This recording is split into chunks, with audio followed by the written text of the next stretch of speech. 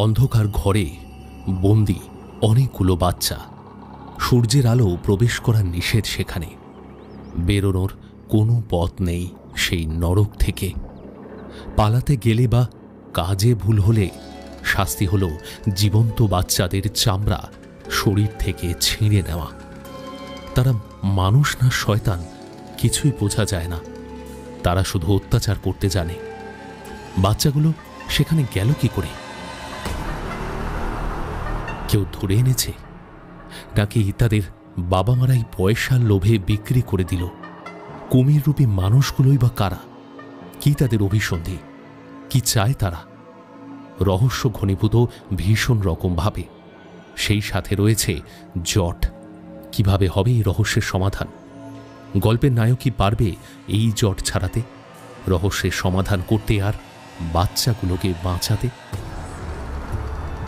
নমস্কার বন্ধুরা, নিশিরাগ গল্পের আড্ডায় আমি জয়দীপ আরও একবার তোমাদের সবাইকে স্বাগত জানাই।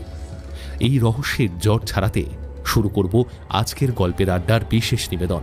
সুলেখক জয়দীপ নস্করের কলমে টান টান রহস্যে পরিপূর্ণ থ্রিলার গল্প, যেখানে লাশ থাকে। ভালো লাগলে কিন্তু অবশ্যই চ্যানেলটা সাবস্ক্রাইব করে দিতে হবে, আর কমেন্ট করে জানাবে কে কোথা থেকে গল্পটা শুনছো। গল্পটির দৈর্ঘ্যের কারণে আমরা সম্পূর্ণ গল্পটিকে 3টি ভাগে বিভক্ত করেছি। আজকে শুরু হচ্ছে প্রথম পর্ব। গল্পের দ্বিতীয় এবং তৃতীয় পর্ব আসবে আগামীকাল এবং পরশু রাত ঠিক 8টায়। তো চলো শুরু করা যাক নিশিরাগ গল্পের আড্ডার আজকের বিশেষ নিবেদন। সুলেখক জয়দীপ নস্করের কলমে টান টান রহস্যে পরিপূর্ণ সাসপেন্স থ্রিলার গল্প, যেখানে লাশ থাকে।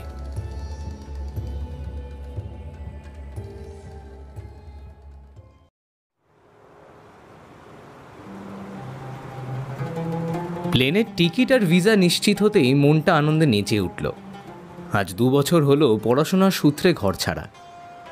ইতিহাস নিয়ে পড়ার সুবাদে মিশরে গিয়ে গবেষণা করার একটা দারুণ সুযোগ এসে গিয়েছিল বছর 2 আগে। ইতিহাস আমার বরাবরই ভালো লাগে। স্কুল জীবন থেকেই পুরনো জিনিসের প্রতি একটা আকর্ষণ অনুভব করতাম। রাজরাজাদের যুদ্ধ, সতীদাহ প্রথা, ব্রিটিশদের ভারতে আগমন, কত কি সব কিছু আমাকে কল্পনা জগতে নিয়ে যেত। যত শুনতাম, যত পড়তাম, শুধু বিস্ময় জাগত মনে। সব থেকে অবাক লাগতো মিশরকে নিয়ে। এত হাজার হাজার বছর আগের সব স্থাপত্য কিভাবে মানুষ শুধু গায়ের জোরে কোনো আধুনিক প্রযুক্তি ছাড়াই তৈরি করেছিল ওগুলো। সত্যি আজকের দিনে দাঁড়িয়ে ভাবতে সত্যিই অবাক লাগে।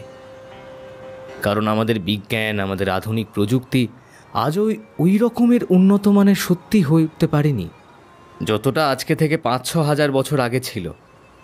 যদিও ছোটোবেলায় এত গভীরে সব জানতাম না, পরে পিরামিড নিয়ে গবেষণা করতে গিয়ে সবটা জানতে পারি। তবে ছোট থেকে ইতিহাসের প্রতি ভালোবাসাই আমাকে ঘর থেকে তাড়িয়ে এই সুদূর মিশরে এনে ফেলেছে। লেখালেখির বাতিক আমার কোনো কালই ছিল না, কিন্তু এখানে আসার পর থেকে যত দেখছি সেগুলো তত বিস্ময় জাগিয়ে তুলছে মনে। তাই ঠিক করেছি রোজকার একটা দিনলিপি তৈরি করব। যা দেখব, যা শিখব, সব কিছুই অভিজ্ঞতা হিসেবে লিখে রাখব, যদি কোনো দিন কখনো কাজে লাগে। তবে সত্যি কথা বলতে কি, নিজের দেশ ছেড়ে আসার সময় কিছুটা হলেও মনটা ভারী ভারী লাগছিল।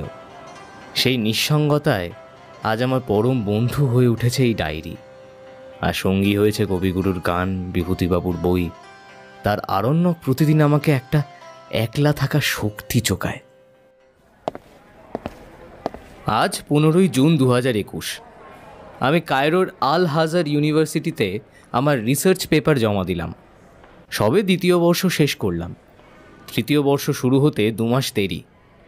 যার তত্ত্বাবধানে আমার পড়াশোনা এগোচ্ছে সেই প্রফেসর খুররাম আঞ্জুমান ইতাহিদি বেগমকেও জানিয়ে দিলাম আমার বাড়ি যাওয়ার কথা। যাকে একটা কথা বলে রাখা ভালো, আমি এখানে আমার ডায়েরিতে যা লিখি সবটাই মাতৃভাষা বাংলাতে, কিন্তু কর্মসূত্রে ইংরেজি বা আরবি ভাষা ছাড়া চলে না। মোটামুটিভাবে ইংরেজিটা বলতে পারলেও এই 2 বছরে আরবি ভাষার 2-1টা ছাড়া কিছুই আর শিখে উঠতে পারিনি। বুঝতে সবই পারি, ভাঙাচোরা বলতেও পারি। এই তো সেদিন প্রফেসর যেমন জিজ্ঞাসা করলেন, তাহলে কবে ফিরছো তুমি দেশে? পরশুদিন। ওয়ান্ডারফুল, বেশ বেশ বেশ। তাহলে আজ রাতে আমাদের বাড়িতে পার্টি আছে, বুঝলে? তোমাকে কিন্তু আসতেই হবে। আচ্ছা ঠিক আছে, আমি অবশ্যই যাব। প্রফেসর আমাদের আগের বারও এরকম বাড়িতে ডেকে আপ্যায়ন করেছিলেন। ইতিহাস নিয়ে গবেষণা আমরা হাতে গোনা মাত্র 4টে স্টুডেন্ট করছি। প্রফেসর আমাদের খুব স্নেহ করেন। আর একমাত্র আমি ইন্ডিয়া থেকে এসেছি, বাকি 3 জনের মধ্যে 2 জন ইসরায়েল আর 1 জন জার্মান। পার্টি শেষে আমি মেসে ফিরে এলাম। আমরা 4 বন্ধু এক জায়গাতেই থাকি। বিদেশ বিভুঁইয়ে থাকারই একটা ঝক্কি। স্কলারশিপের যা টাকা পাই তার বেশিরভাগটাই খরচ হয়ে যায় থাকা খাওয়ায়, পড়াশোনার পিছনে। আলাদা করে বাড়ি টাড়ি নিলে মাস শেষে পেটে গামছা বেঁধে রাখতে হতো। তাই 4 জনের একসাথে থাকা, তাতে কিছুটা হলো পয়সা দেখতে পাই। তবে ইউনিভার্সিটির কাছে থাকি বলে খুব একটা যাতায়াতে খরচা হয় না। এইখানে ইজিপ্টে একটা ভালো নিয়ম আছে, কায়রো শহরের ইজিপশিয়ান পাইন সাইকেল ভাড়া পাওয়া যায়। আমরা সেই সাইকেলে চেপে সারাদিন যাবতীয় কাজ করি। তবে চুরি যাওয়ার কোনো ভয় নেই, কারণ আমাদের ঠিকানা, কোথায় পড়াশোনা করছি সব একটা কাগজে লিখে 1 পাউন্ড জমা দিয়ে তারপর সাইকেল হাতে পাই। ভাবলেই হাসি পায়, এটা আমাদের দেশ বা বাংলাদেশ বা পাকিস্তান হলে এই সাইকেল আর জীবনে ফিরে আসতো না। আর এই সাইকেল ভাড়া দেওয়ার দোকান কবে উঠে যেত। মেসে পৌঁছে তাদের জানালাম আমন্ত্রণের কথাটা, আর বাড়ি ফেরার কথাটাও জানালাম। আমার জার্মান বন্ধু কার্ল ম্যাথিউ সঙ্গে সঙ্গে আমাকে জানালো, ওয়াও, গ্রেট নিউজ! তাহলে আমিও তোমার সাথে ইন্ডিয়া যাব। কি, তুমি আমার সঙ্গে ইন্ডিয়া যাবে? মানে আর ইউ সিরিয়াস? আরে হ্যাঁ, মজা করছি না, আমি সিরিয়াসলি যেতে চাই। আসলে আমার ইন্ডিয়া ঘোরার খুব শখ, কিন্তু আমি জীবনে কখনো ইন্ডিয়া যাইনি। তাই এই সুযোগ কিছুতেই হাতছাড়া করতে চাই না। হ্যাঁ সে না হয় বুঝলাম, কিন্তু কোনো কিন্তু নয়, আমি তোমার সাথে ইন্ডিয়া যাচ্ছি, ব্যাস, ফাইনাল। আমি শুরুতে একটু আপত্তি করেছিলাম, কিন্তু সে আপত্তি আমার ধোপে টিকল না। কারণ আমাদের পরিবারটা কিছুটা রক্ষণশীল। হঠাৎ একটা বাইরের লোক নিয়ে উঠব, সেটা খুব একটা ভালোভাবে নেবে না। কার্লের দেখা দেখি বাকি 2 জনও আমাকে চেপে ধরলো। বাহ রে বাহ, আমাদেরকে ভুলে গেলে? আমরাও যাব তাহলে তোমাদের সাথে ইন্ডিয়া। হ্যাঁ একদম, আমরাও তোমাদের সাথে ইন্ডিয়া যাব ঘুরতে। আমি পরিষ্কার বুঝতে পারলাম আমার কোনো আপত্তি আর খাটবে না। মনে মনে ঠিক করলাম আজই বাড়িতে জানাতে হবে, না জানিয়ে নিয়ে গেলে আরও কেলেঙ্কারি হবে। বাড়িতে সমস্যা আর কাউকে নিয়ে নয়, একমাত্র আমার দাদুর জন্যই বাড়িতে কাউকে সেভাবে নিয়ে যাওয়া যায় না। আমার দাদু নামকরা লেখক শ্রী দীপঙ্কর চট্টোপাধ্যায়। নামকরা লেখক হলে কি হবে, এখনও সেই পুরনো দিনের ভাবধারায় তিনি চলেন। তবে আমার মা আমার সঙ্গে যতটা পেরেছে বন্ধুর মতো মেশার চেষ্টা করেছে, নিজের সাধ্য মতো স্বাধীনতা দেওয়ার চেষ্টা করেছে। আমার এই বাইরে পড়তে আসাটাও মায়ের জন্যই। এই যে আমাদের বাড়িতে কাউকে নিয়ে আসা যায় না, এই নিয়মটা কিন্তু সবার ক্ষেত্রেই খাটে। বাবা, কাকামণি, ভাই, বোন, মা, কাকিমণি সবাইকেই এই নিয়ম মেনে চলতে হয়। দাদুর খুব কড়া শাসন। তবে মায়ের কাছে একটা জিনিস শুনে খুব অবাক হয়ে গিয়েছিলাম। কথাটা অন্য কেউ বললে হয়তো বিশ্বাস করতাম না, কিন্তু মায়ের কাছে শুনে বেশ আশ্চর্য হয়ে গিয়েছিলাম। আজ দাদুর যা নাম ডাক, খ্যাতি, প্রতিপত্তি এসব নাকি কোনো কিছু ছিল না, এমনকি দাদু লিখতেন পর্যন্ত না। আরও আশ্চর্যের ব্যাপার, দাদু নাকি লেখালেখির আগে 2 বছর জেল খেটেছে। তারপর থেকেই দাদুর লেখার প্রতি ঝোঁকটা বেড়ে যায়। এর বেশি আর কিছু জানা যায়নি। দাদু নিজের ব্যাপারে খুব একটা কিছু বলেন না, এমনকি বাবা নিজেও জানতো না দাদুর ব্যাপারে। বাবা জেনেছে অনেক পরে। বাবা তখন অনেক বড় হয়ে গেছে, মাধ্যমিক দেবে। দাদু তখন লিখে টিখে বেশ নামডাক করেছেন। সমাজে তখন লেখক হিসেবে বেশ খ্যাতি ছড়িয়েছে তার। সেই থেকে বাড়িতে সহজে কেউ আসতে পারতো না। বিভিন্ন পত্রপত্রিকা থেকে লোক আসলেও দাদু খুব একটা ঢুকতে দিতেন না। আমাদের বাড়িটা ঠিক শহরে নয়, আবার অজপাড়াগাঁও নয়। শহর থেকে বেশ কিছুটা দূরে ভেতর দিকে, মফস্বল মতো একটা জায়গা। দাদুর ধারণা, এক নাগারে শহরে থাকতে থাকতে মানুষ কেবলই যন্ত্র হয়ে যায়। কাজের সূত্রে শহরের সঙ্গে যোগাযোগ রাখতে হয় বলে তাই, না হলে শহর তো শুধু মানুষের রূপধারী কিছু বিবেকহীন লম্পট প্রাণীর বাস। অনেকটা ওই জঙ্গলের ইতর শূকরদের মতো, যারা উচ্ছিষ্ট খেয়ে, নোংরা আবর্জনা খেয়ে মারামারি করে বেঁচে থাকে। ওই পরিবেশে ভদ্র মানুষের প্রাণ বাঁচে না। এইবার আমাদের বাড়িটা সম্বন্ধে একটু বলি। আমাদের বাড়িটা খুব একটা বড় নয়, দোতলা, ইংরেজির এল অক্ষরের মতো দেখতে। বাড়ির সামনেটা বেশ বড় একটা উঠোন, তাতে নানা রঙের ফল ফলাদি গাছ বসানো। এক রবিবার শীতের সকালে দাদু চাদর মুড়ি দিয়ে বারান্দায় রাখা আরাম কেদারাটায় বসে মজ করে মৃদু রোদ পোহাচ্ছে, সেই সাথে ধূমপান করছে। আমাদের বাড়িটা খুব একটা বড় নয়, দোতলা, ইংরেজির এল অক্ষরের মতো দেখতে। বাড়ির সামনেটা বেশ বড় একটা উঠোন, আম জাম কাংরাঙা ফলসা ইত্যাদি গাছ লাগানো। একদিন শীতের সকালে দাদু চাদর মুড়ি দিয়ে বারান্দায় রাখা আরাম কেদারাটায় বসে মজ করে সিগারেট খাচ্ছিলেন। মাধ্যমিক পরীক্ষা সামনে বলে বাবা পড়তে বসেছেন বাগান লাগাও একটা ঘরে। এমন সময় দাদু দেখলেন ফটকের সামনে দাঁড়িয়ে এক অজ্ঞাত পরিচয় ব্যক্তি বাড়ির ভিতর উঁকি ঝুঁকি মারছেন। দাদু হাঁক পারলেন, কি চাই? সাথে সাথে ফটকের ওপার থেকে সেই ব্যক্তি বললেন, কিছু না, আপনার সাথে একটু দেখা করতে চাই। দাদু ফটকের সামনে গিয়ে এপার থেকে জিজ্ঞাসা করলেন, আপনি কোথা থেকে এসেছেন? কোনো পত্রিকা কি? নাগে না না না, তবে ওই একটু দরকার ছিল, ভেতরে আসতে পারি কি? দাদু ফটকের দরজাটা খুলে দিলেন। বেশ, আসুন। সুধা, একবার এদিকে একটু আয় তো। সুধা মানে আমার বাবা সুধীর রঞ্জন চট্টোপাধ্যায় এক ছুটে দাদুর কাছে এলেন। হ্যাঁ বাবা, বলো। ভেতর থেকে একটা চেয়ার নিয়ে আয় তো। আচ্ছা, আনছি। যিনি এসেছেন বাবা তাঁর দিকে এক ঝলক তাকালেন। খুব একটা লম্বা নয়, বয়স ওই আন্দাজ 60 কি 65 হবে। রোগা শীর্ণকায় চেহারা, কাঁচা পাকা মেশানো মাথার চুল, মুখের গড়ন চৌকো, গালে দাড়ির অবস্থান ভীষণ রকমভাবে অবিন্যস্ত। গায়ের রং রোদে পুড়ে তামাটে হয়ে গেছে। চোখে পুরু মোটা কাচের একটা চশমা, যার ফলে চোখ দুটো দেখে বেশ বড় বড় মনে হচ্ছে। গায়ে একটা রামধনু রঙের মলিন সোয়েটার আর সাদা ময়লা পাজামা, পায়ে হাওয়াই চটি। পায়ের আঙুলের নখগুলো এতটাই বড় আর কালো যে চটি ভেদ করে মাটি স্পর্শ করতে চাইছে। বাবা ঘরের ভেতর থেকে চেয়ার এনে দিয়ে দাদুর দেখানো জায়গায় রাখলেন। দাদু বললেন, ভেতরে যাও আর মাকে বলো 2 কাপ চা দিতে। আপনি বসুন বসুন। বাবা দেখলেন হাতের আঙুলগুলো পর্যন্ত কালো, নখে যেন 10 বছরের অপরিষ্কৃত ময়লা জমে। আজ পর্যন্ত এরকম কোনো লোক দাদুর সঙ্গে দেখা করতে আসেনি। গরিব দুঃখী অনেক এসেছেন সাহায্যের জন্য, কিন্তু ইনি তেমনটা নন। ভিতরে যেতে যেতে বাবা শুনলেন, বেশ বেশ, এবার বলুন তো আমার সাথে কি দরকার আপনার? আসলে আমি হলাম আপনার পূর্ব পরিচিত, আপনার বন্ধুও বলতে পারেন। পূর্ব পরিচিত? কিন্তু আপনাকে তো আমি চিনতে পারছি না, আবার বলছেন আমার বন্ধু। আজ্ঞে হ্যাঁ। কি রকম বন্ধু শুনি? আসলে ব্যাপারটা হলো, আমি আপনার সেই সময়কার বন্ধু যেই সময় আপনাকে কেউ চিনত না। আপনি জেলে ছিলেন। আপনাকে যে গুটি কয়েকজন চিনত, তারা সবাই চিনত আপনাকে দাগি আসামি হিসেবে।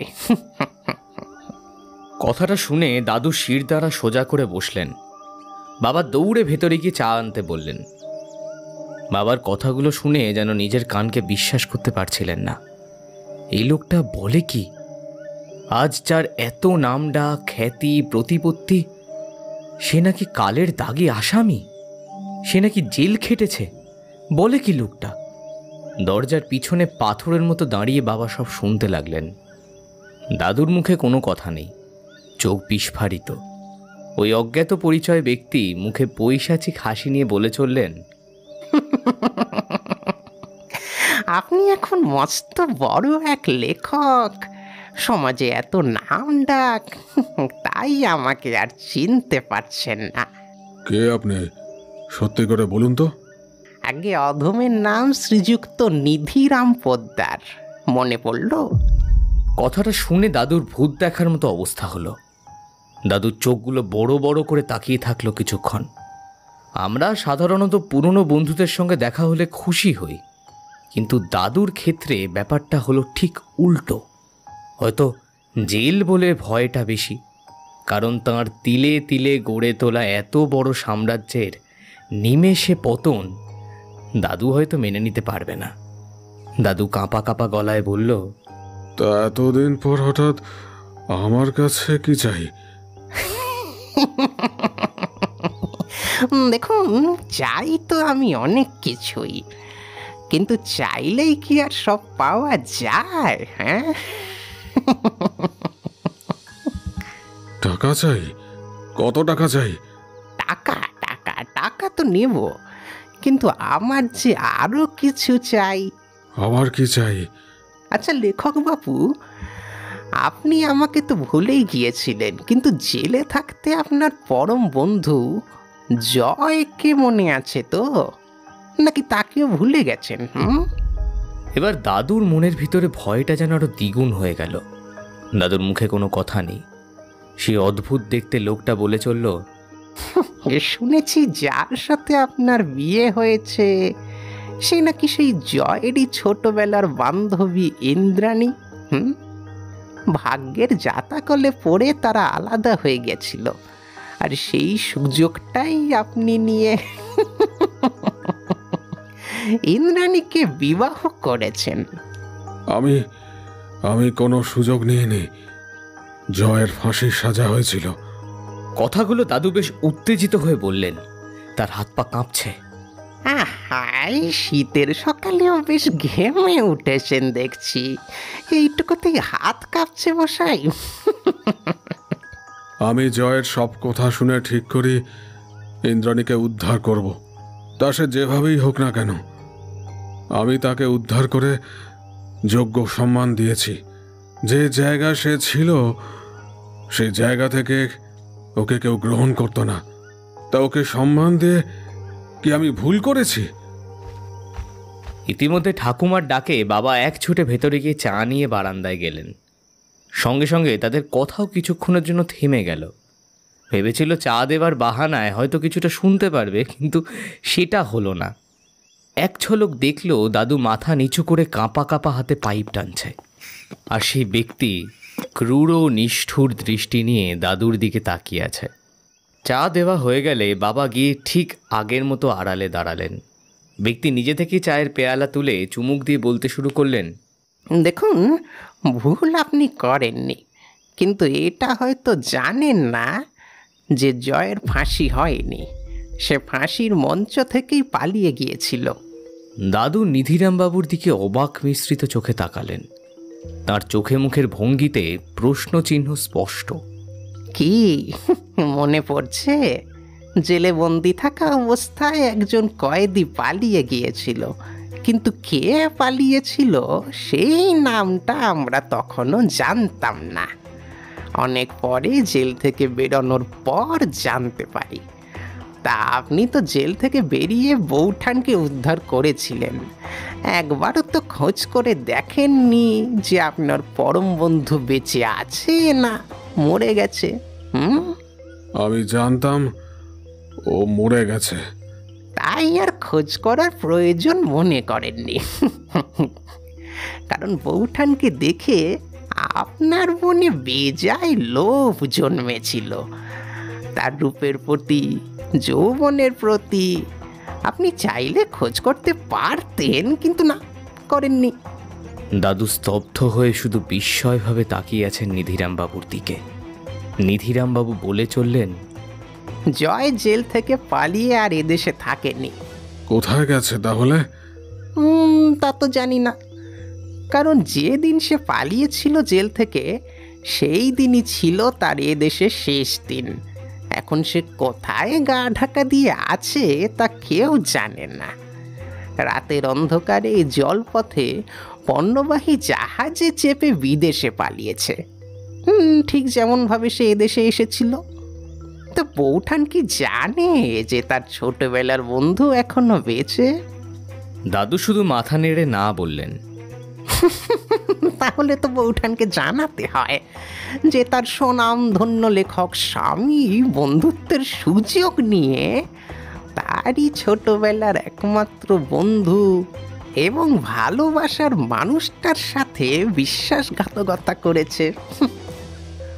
অসহায়তা এবং বন্ধুত্বের সুযোগ নিয়ে স্বার্থপরের মতো নিজের ঘরটা আগে গুছিয়েছে।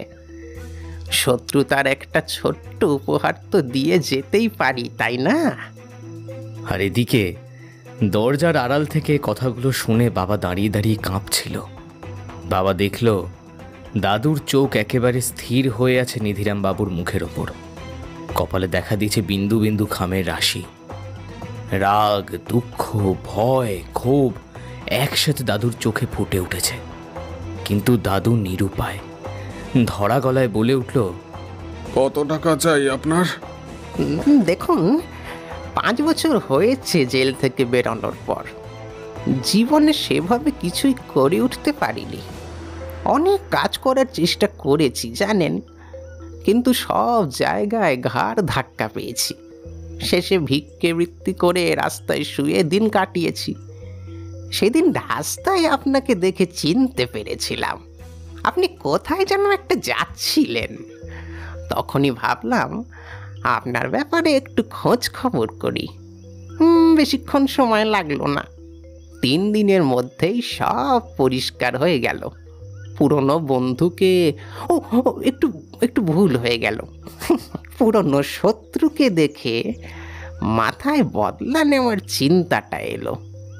প্রথমে ভেবেছিলাম প্রাণে মেরেই ফেলবো, কিন্তু খোঁজ করে যা জানলাম তাতে প্রাণে মারার থেকে বেশি কাজ দেবে সবাইকে সব সত্যিটা জানানোর। তাতে সাপও মরবে বলি লাঠিও ভাঙবে না। ঠিক করলাম প্রাণে না মেরে ভাতে মারবো। ব্যাপারটা অনেকটা আমার কাছে ওই লটারি পাওয়ার মতোই। 4 দিন ধরে ঠিকভাবে না খেতে পারা মানুষের কাছে আপনাদের মতো লোকের থেকে সারা জীবন পয়সা হাতানোর এইটাই তো সুবর্ণ সুযোগ। বাজে কথা না বলে কত টাকা চাই বলুন। আপাতত 50,000 দিলেই হবে। আমার কাছে এখন এত টাকা নেই। ঠিক আছে, জোগাড় করে রাখবেন। পরশু আমি আবার আসবো। কোনো রকমে পুলিশ বা কোনো রকম চালাকি করার চেষ্টা কিন্তু করবেন না। তাহলে কিন্তু সারা দুনিয়ার লোক জানবে আপনার আসল মুখটা। ঠিক আছে। আমাকে তো টাকা দিয়ে মুখ বন্ধ করে রাখবেন, কিন্তু জয় ফিরে আসলে কি করবেন? কি উত্তর দেবেন তাকে? দাদু কোনো উত্তর দিলেন না। নিধিরামবাবু পৈশাচিক হাসি হেসে নমস্কার করে চলে গেলেন। মফস্বল এলাকার শীতের সকালে বাকিদের ক্ষেত্রে কনকনে ঠান্ডা হলেও বাবা আর দাদুর ক্ষেত্রে ব্যাপারটা এখন ঠিক উল্টো। পরিবেশটা হঠাৎ যেন কেমন গরম হয়ে উঠেছে। বাবা এই কথাগুলো বিশ্বাস করেননি, কিন্তু আবার দাদুকে জিজ্ঞাসা করারও সাহস বাবার ছিল না। বাবা পরে সব কথা মাকে জানায়, আর মায়ের থেকে জানতে পারি আমি। অনেকক্ষণ ডায়েরিতে মুখ গুজে বসে লিখে চলছিলাম বলে বুঝতে পারিনি কত বেলা হয়ে গেছে।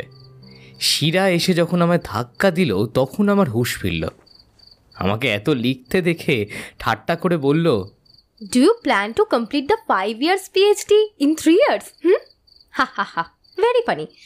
Now 5:30 and get ready for go to the party. Go fast. প্রথমে ঢুকেছিলাম একটা কিউরিও শপে। বিভিন্ন রকমের জিনিস দিয়ে সুন্দর করে সাজানো দোকানটা। দোকানের ভিতরে একজন বয়স্ক মানুষ বসে আছেন। আমাদের হাসি মুখে মাথা নাড়িয়ে আপ্যায়ন করলেন। আমরা এসেছি আমাদের প্রফেসরের জন্য একটা উপহার কিনতে। উনি আরও বললেন, এমন দেবতা মিশরে আর নেই, তবে এখানকার মানুষের কথা অনুযায়ী এই দেবতা মৃত্যুর পরে মানুষকে সাজা অথবা মুক্তি প্রদান করে থাকে, এবং কিভাবে করে সেটা নিয়েও এদের থেকে জানা যায়। আমরা এখন দাঁড়িয়ে আছি প্রফেসর আরজুমানদের বাড়িতে। দাঁড়িয়ে আছি একটা ছবির সামনে। ভীষণ সুন্দর ছবিটা। প্রফেসর বললেন ছবিটা দেখিয়ে, এটা আমার বাবার আঁকা। বাহ, দারুণ, খুব সুন্দর এঁকেছেন। এমন ছবি আমি আগে কখনো দেখিনি। হ্যাঁ ম্যাম, গার্ল ঠিকই বলেছে, ছবিটা সত্যি অসম্ভব সুন্দর। রিয়েলি? ও থ্যাংক ইউ শিরা। আচ্ছা ম্যাডাম, আপনার কি কিছু হয়েছে? কারণ আপনার বাড়িতে আয়া দেখলাম। না না, আমি ঠিক আছি কাল। আয়া আমার বাবার জন্য। কাল বাবা এসেছেন। আচ্ছা ম্যাম, আপনার বইয়ের তাকে বাংলা বই দেখলাম, আপনি কি বাংলা জানেন? না না, নট দ্যাট মাচ। আমি খুব একটা ভালো জানি না, আমার বাবা ভালো বাংলা জানেন। তারপর প্রফেসর বাড়ির কাজের লোককে ডেকে আমাদের জন্য কিছু স্ন্যাক্স নিয়ে আসতে বললেন। শিরা ম্যামের হাতে আমাদের নিয়ে আসে উপহার তুলে দিল। ম্যাম, এটা আপনার জন্য আমাদের তরফ থেকে একটা ছোট্ট উপহার। এসবের আবার কি দরকার ছিল বলো তো? এরপর আমরা নিজেদের মধ্যেই খোশ গল্প করছিলাম। হঠাৎ দেখলাম উপর থেকে একজন বয়স্ক ভদ্রলোক নামছে। আমরা এবার তার দিকে তাকালাম, বুঝতে পারলাম ইনি প্রফেসরের বাবা। প্রফেসর আমাদের সঙ্গে আলাপ করিয়ে দিয়ে বললেন, আচ্ছা আলাপ করিয়ে দিই, ইনি আমার বাবা নূর আলফাত। আমরা একে একে তার সঙ্গে করমর্দন করলাম। ম্যামের বাবাকে আমাদের খুব একটা বয়স্ক লাগলো না, হয়তো সবে মাত্র বার্ধক্য জীবনে পা রেখেছেন। পরনে টি শার্ট আর জিন্স, দেখে যা মনে হচ্ছে বয়স আন্দাজ 60-এর কাছাকাছি। চুলে কলপ করে, মাথার চুল ছোট নয়, রীতিমতো বড়। আর আমাদের দেশে 60 বছরের বুড়োর গায়ের চামড়া কিন্তু এত সমান হয় না। গালে হালকা দাড়ি, কিন্তু সব থেকে বড় ব্যাপার হচ্ছে এই বয়সেও চোখের চাহনিতে ধূর্ততা স্পষ্ট।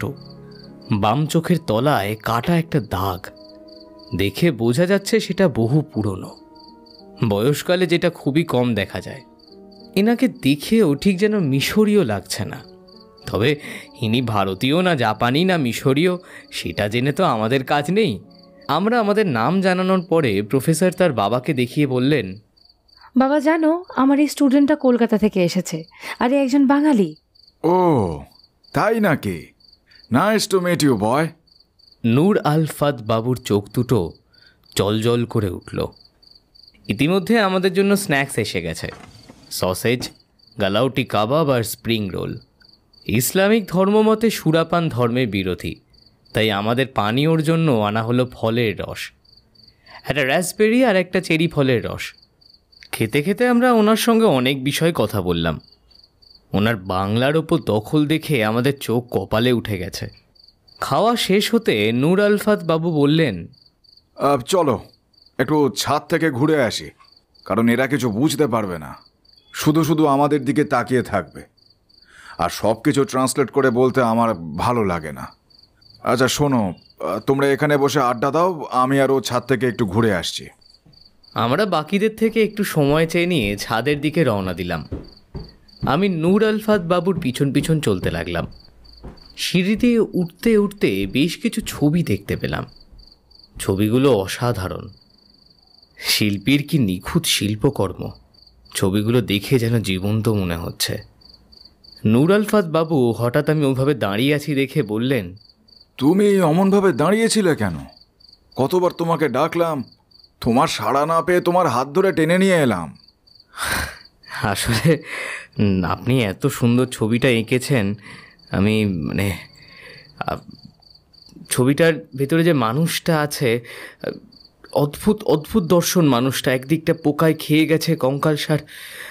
বিশ্বাস করুন, আমার এক মুহূর্তের জন্য দেখে মনে হয়েছিল ছবির পোকাগুলো যেন জ্যান্ত।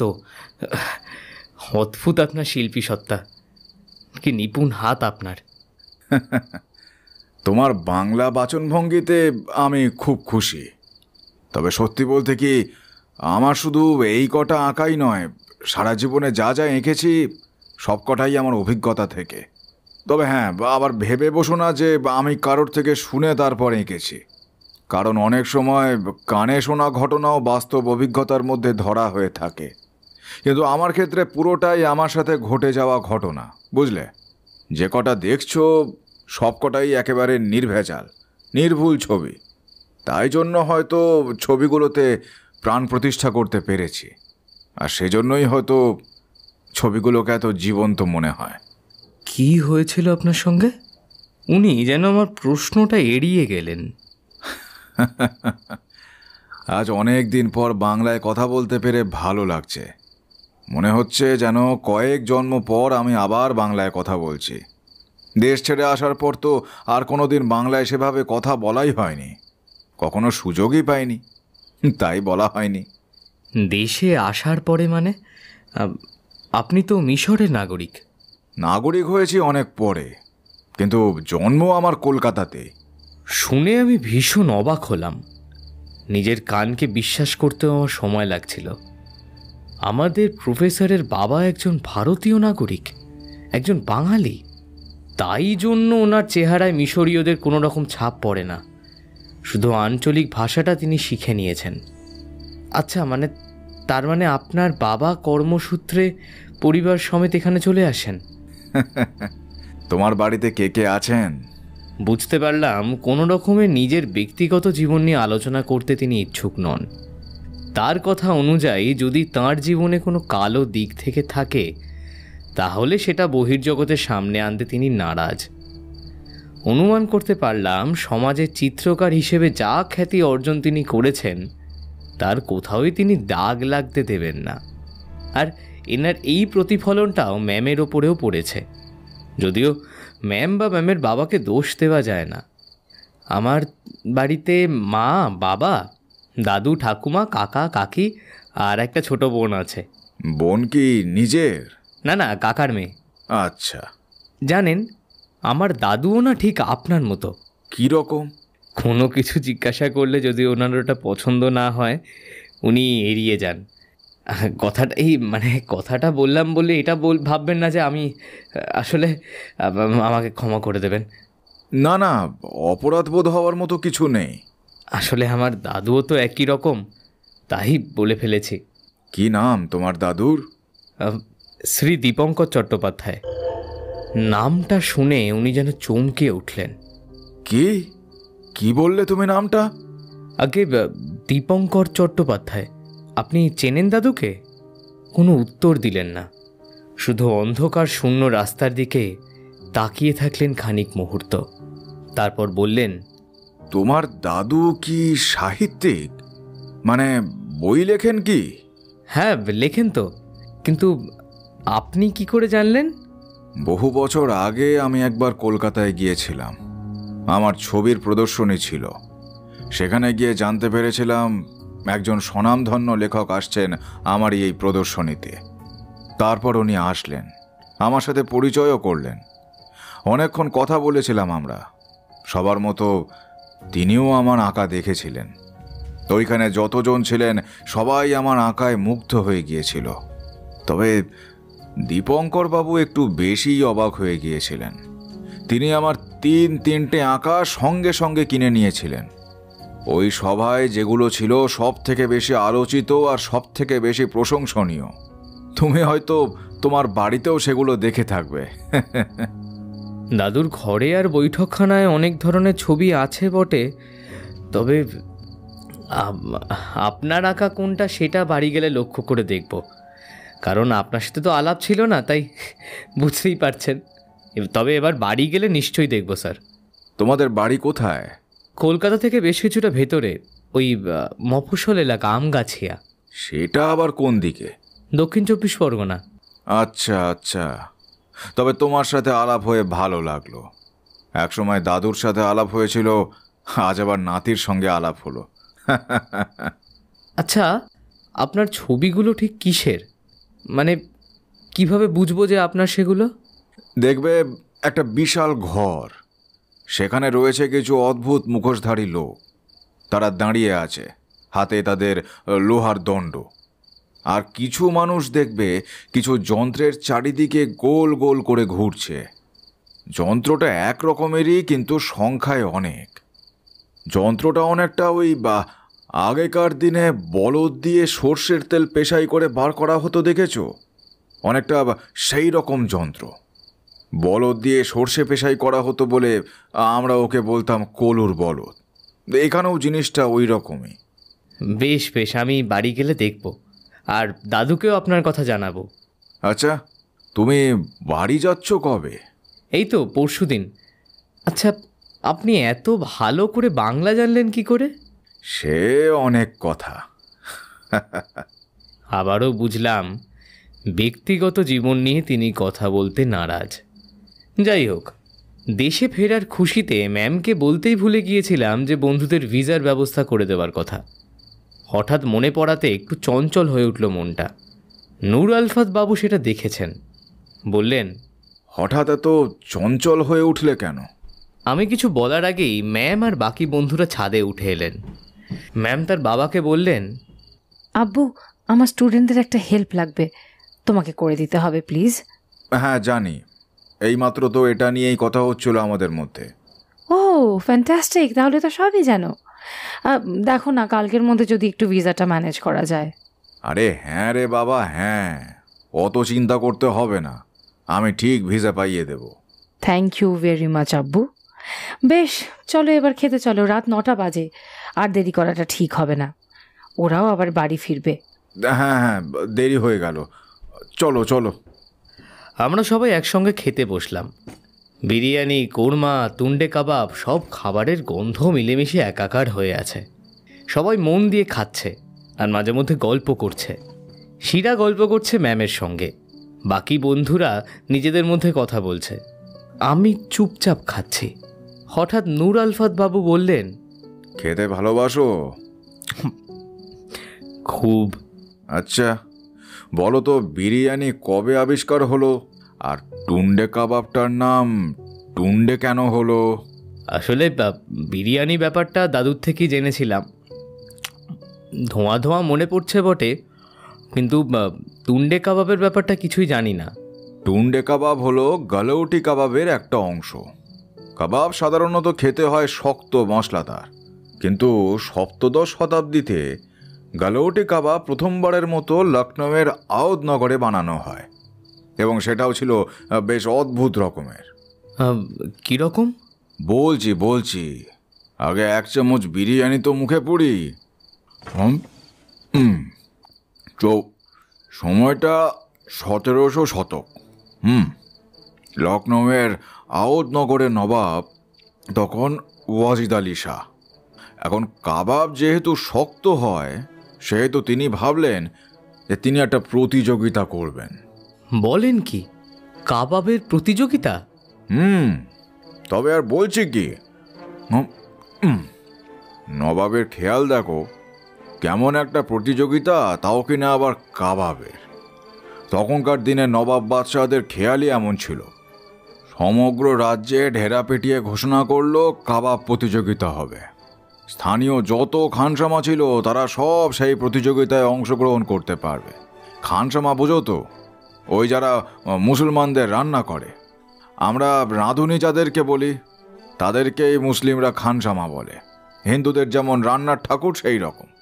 যাই হোক, তা বিষয় ছিল কাবাব।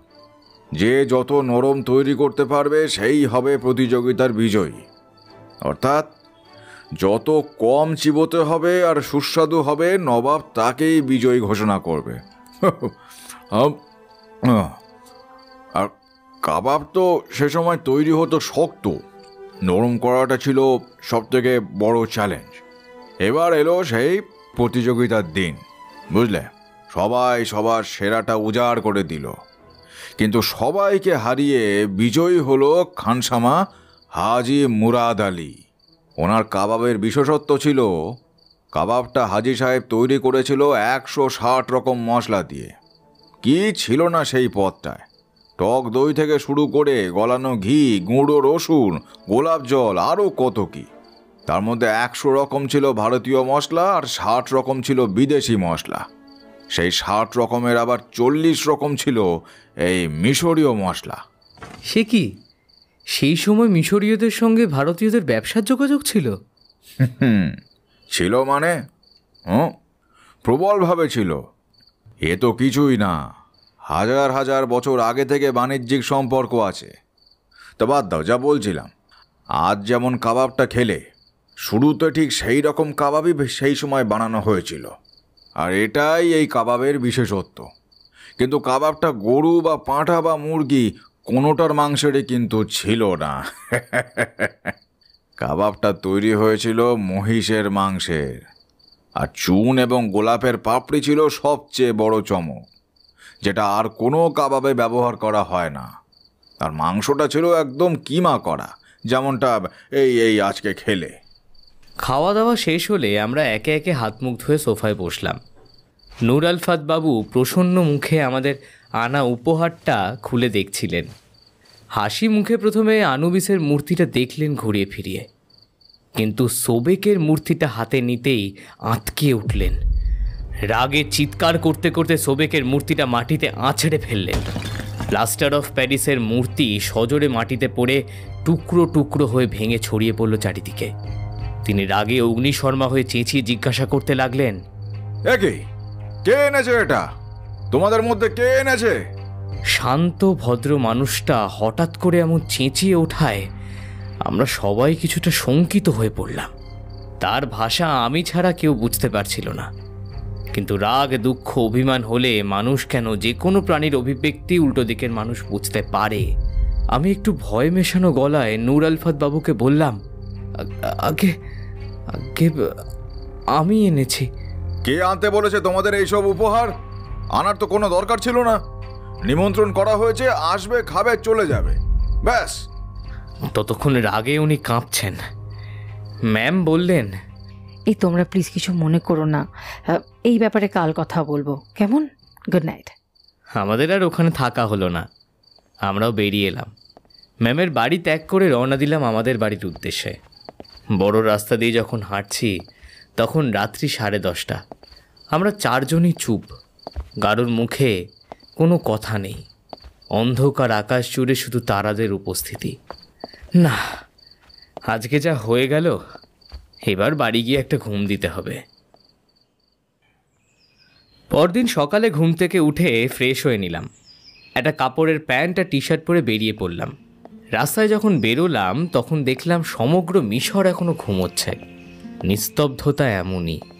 কাল দেশে ফেরা, তাই জন্য দাদুকে জানাতে হবে। কলকাতায় এখন বাজে ওই 9:30। দাদুকে ফোন করলাম।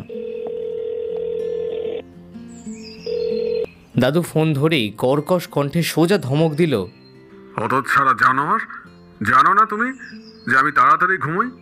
এই মাঝরাতে কোন ভদ্রলোক ফোন করে শুনি? আরে আরে আরে আমি তো আগেই ফোন করবো ভেবেছিলাম, কিন্তু ফোন করতে ভুলে গিয়েছিলাম, তাই ভাবলাম রাতেই ফোন করি। আর অমনি তোমার মনে হলো যে মাঝরাতে আমাকে জ্বালাবে? না, মানে তা নয়। থাক, আর সাফাই গাইতে হবে না। ও দাদু, তুমি কি এখনো রেগে আছো আমার ওপরে? তুমি কি সাত সকালবেলা এই কথা জানার জন্য ফোন করে জ্বালাচ্ছ? হ্যাঁ? না না, সেটা না। তবে কালকে আমার ফ্লাইট, ফিরছি আমি। বাহ, এটা তো খুব ভালো খবর। কিন্তু কিন্তু কি? আমার সঙ্গে 3টে বন্ধু আসছে। তোমাকে কতবার বলেছি যে তোমার কোনো বন্ধু বাড়িতে নিয়ে আসবে না, তাও তুমি কথা শোনো না। দিন দিন তোমার বেয়াদবির মাত্রাটা বেড়ে চলেছে। যত বয়স বাড়ছে তুমি তত ছোট হচ্ছ না বড় হচ্ছ শুনি। আর কত বোঝাতে হবে তোমায়? হ্যাঁ, বলো। ও দাদু শোনো না আমার কথা, লক্ষ্মীটি শোনো না। আমি না ওদেরকে অনেকবার করে বারণ করেছিলাম, ওরা শোনেনি, ওরা জেদ ধরেছে। তুমি এবারের মতো আমাদের আসতে দাও। তুমি বেশ, ঠিক আছে, উপায় যখন নেই তখন নিয়ে এসো। কিন্তু একটা কথা বলে দিই, বন্ধুদের সাথে মিশে বেশি বাঁদরামি যেন না করা হয়, মনে থাকবে? না না, তুমি ভেবো না, আমি আমি আমি আমি আমি দেখে নেব। ঠিক আছে, ঠিক আছে, সাবধানে ফিরে এসো। মনটা খুশিতে নেচে উঠল। আমি এখন বসে আছি একটা পার্কে। হঠাৎ ডান কাঁধে কারোর একজন আলতো স্পর্শ পেলাম। ঘুরে দেখলাম নূর আলফাত বাবু। আমাকে দেখে বললেন, আমি রোজ সকালে হাঁটতে বার হই, তবে রোজ এদিকে আসি না। যেদিকে মন চায় সেদিকে চলে যায়। তবে আজ পাখিদের ঝগড়া শুনতে খুব মন চাইলো, তাই এদিকে এলাম। আর এসেই তোমাকে বসে থাকতে দেখলাম। আসলে কাল রাতের ওই রকম ঘটনার জন্য মনটা আমার খুব ভার ছিল, জানো তো। আমি কিছুটা হলেও দুঃখিত। আমার হঠাৎ ওই রকম উত্তেজিত হয়ে পড়াটা উচিত হয়নি। তোমরা চলে যাবার পরে অনেকক্ষণ এই ব্যাপারটা নিয়ে ভেবেছি। সত্যিই তো, তোমরা কিভাবে জানবে বলো তো আমার কোন জিনিসটা ভালো লাগে বা খারাপ লাগে? তোমাদের ভালো লেগেছিল বলেই তো তোমরা নিয়ে এসেছিলে। আমি কিন্তু আমার অমন ব্যবহারের জন্য খুব লজ্জিত। নূর আলফাত বাবুর এমন ব্যবহারে আমার সত্যি এবার লজ্জাবোধ হলো। না না, আপনি এমন কথা বলছেন কেন? আমি সবিনয়ভাবে তাকে আমার পাশে বসতে বললাম। তিনি আমার পাশে বসতে বসতে বললেন, এই জায়গাখানা বড় শান্তির জায়গা হে। কোনো সমস্যার মধ্যে থাকলে বা অস্থির থাকলে আমি এখানে এসে বসি, মনটা এক নিমেষে শান্ত হয়ে যায়, তাজা হয়ে যায়। এই দেশে হাতে গোনা এমন 2 কি 3টে জায়গা রয়েছে, বাকি জায়গাগুলো তো সব মৃত্যুপুরী। আপনার কি পিরামিড ভালো লাগে না?